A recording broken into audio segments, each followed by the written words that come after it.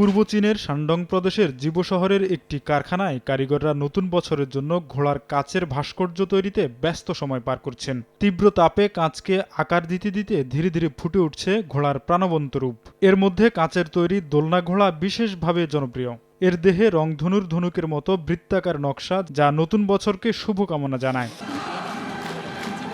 17 ফেব্রুয়ারি শুরু হতে যাচ্ছে চীনা চন্দ্রপঞ্জিকায় নতুন বছর। চীনা সংস্কৃতিতে নির্ধারিত 12টি প্রাণী থেকে একটিকে বর্ষ প্রতীক ধরা হয়। এবারের প্রতীক ঘোড়া। ঐতিহ্যবাহী ও আধুনিক নান্দনিকতার মিশেলে চলছে নতুন বছরকে বরণের নানা আয়োজন। এই ঢেউয়ের সঙ্গে গা ভাসিয়ে এগিয়ে চলেছে সাংস্কৃতিক ও সৃজনশীল পণ্যের বাজার, যা ভোক্তাদের মধ্যে নতুন উদ্দীপনার সৃষ্টি করেছে। আর প্রত্যাশিত আয় গত বছরের তুলনায় প্রায় 30% বাড়তে পারে।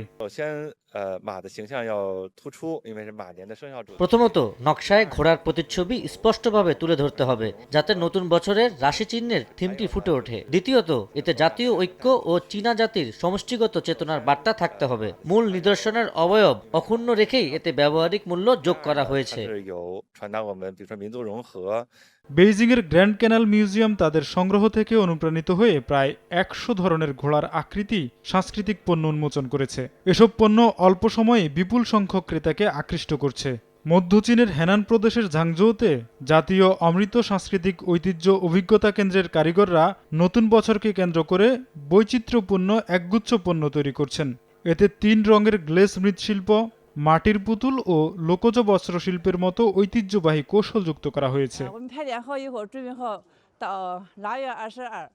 মহড়ার কাজ শেষ করে আমরা নতুন বছর শুরু হওয়ার 8 দিন আগেই বাওজি যাওয়ার প্রস্তুতি নিচ্ছি। সেখানে নতুন বছর বরণ করতে সব আয়োজন সম্পন্ন করা হচ্ছে। আমরা প্রথম 16 দিন পর্যন্ত পরিবেশনা করব। উৎসবের আমেজে মেতে উঠবে গোটা চীন।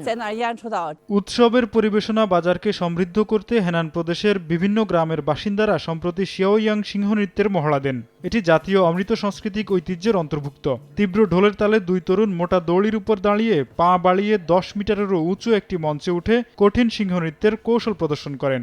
এবছরের উৎসবে 3টি দল মিলিয়ে 110টিরও বেশি পরিবেশনা করার কথা রয়েছে।